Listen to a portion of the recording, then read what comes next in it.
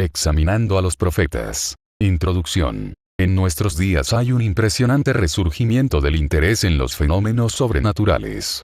La gente busca respuestas autorizadas a los desafíos y problemas de la vida.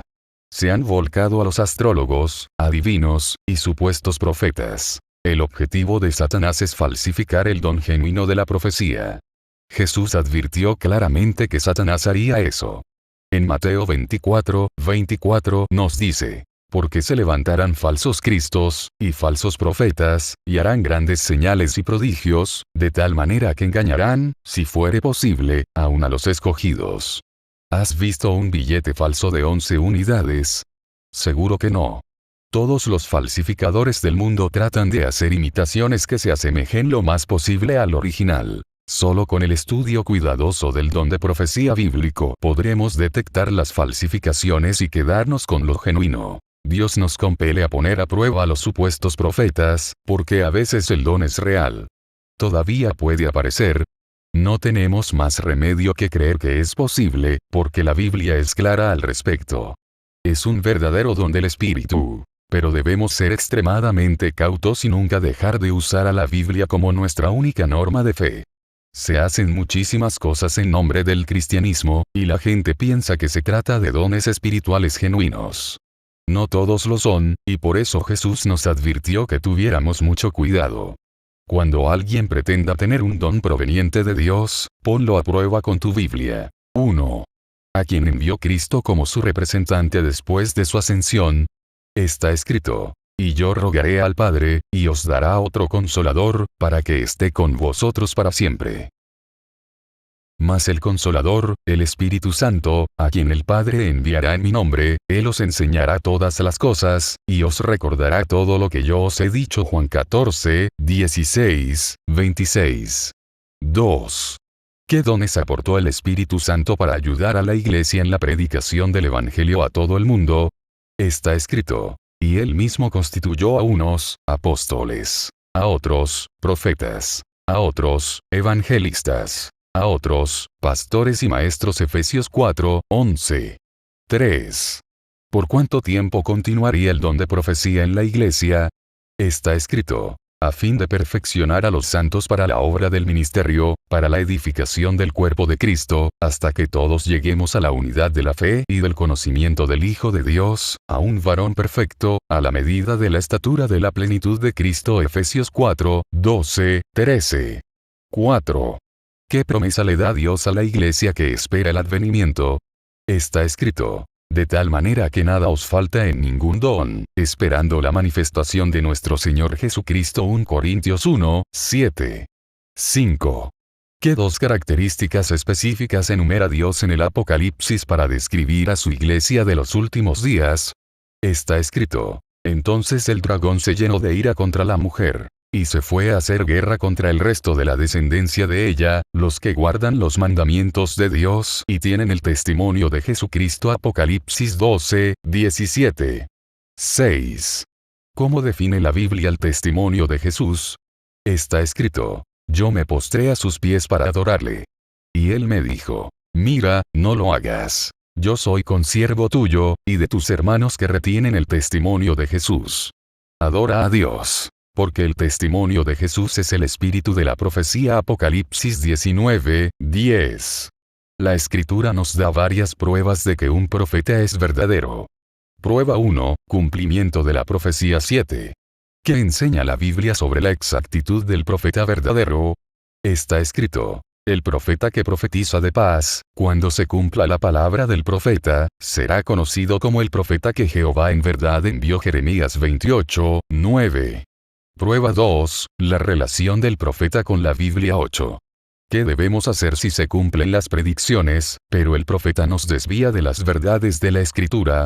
Está escrito: cuando se levantaré en medio de ti profeta, o soñador de sueños, y te anunciare señal o prodigios, y si se cumpliere la señal o prodigio que él te anunció, diciendo: vamos en pos de dioses ajenos, que no conociste, y sirvámosles. No darás oído a las palabras de tal profeta, ni al tal soñador de sueños. Porque Jehová vuestro Dios os está probando, para saber si amáis a Jehová vuestro Dios con todo vuestro corazón, y con toda vuestra alma. Deuteronomio 13, 1, 3. Prueba 3. El verdadero don de profecía exalta a Jesús y su ley. 9. De acuerdo con la Biblia, ¿cómo debe el profeta referirse a Jesús? Está escrito: en esto conoced el Espíritu de Dios. Todo espíritu que confiesa que Jesucristo ha venido en carne, es de Dios. 1 Juan 4, 2. 10. ¿Qué relación hay entre el don de profecía y la ley de Dios? Está escrito: a la ley y al testimonio. Si no dijeren conforme a esto, es porque no les ha amanecido. Isaías 8, 20. Prueba 4. Manifestaciones físicas que acompañan al don. 11. ¿Cómo describe la Biblia al profeta mientras está en visión? Está escrito: ¿cómo, pues, podrá el siervo de mi Señor hablar con mi Señor? Porque al instante me faltó la fuerza, y no me quedó aliento. Daniel 10, 17. Prueba 5. Frutos espirituales. 12. ¿Cómo nos dice el mismo Jesús que debemos distinguir entre los dones proféticos verdaderos y los falsos?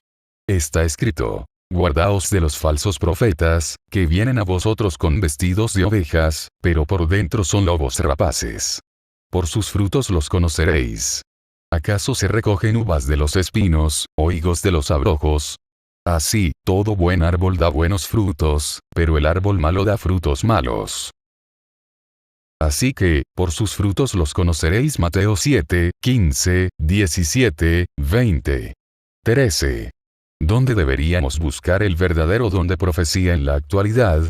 Está escrito: y aún nos puso Dios en la iglesia, primeramente apóstoles, luego profetas, lo tercero maestros, luego los que hacen milagros, después los que sanan, los que ayudan, los que administran, los que tienen don de lenguas. 1 Corintios 12, 28. 14. ¿Por qué Dios nos da el don de profecía? ¿Cuál es el resultado de seguir el consejo de los profetas? Está escrito: y cuando se levantaron por la mañana, salieron al desierto de Tecoa. Y mientras ellos salían, Josafat, estando en pie, dijo: oídme, Judá y moradores de Jerusalén. Creed en Jehová vuestro Dios, y estaréis seguros. Creed a sus profetas, y seréis prosperados. 2 Crónicas 20, 20. Conclusión. La Biblia enseña con claridad que todos los creyentes tienen dones espirituales, capacidades especiales que Dios les ha dado para colaborar con la tarea de llevar el Evangelio al mundo entero. Todo cristiano tiene al menos un don, y no hay cristiano que no tenga uno. Las listas de esos dones pueden encontrarse en pasajes como Efesios 4, 11, 12, 1 Corintios 12, 8, 11, y Romanos 12, 6, 8. A medida que el mundo se aproxime rápidamente al fin de la historia, esos dones capacitarán a la iglesia para cumplir el mandato de llevar el Evangelio a todo el mundo. Obviamente, el diablo se aira por ello.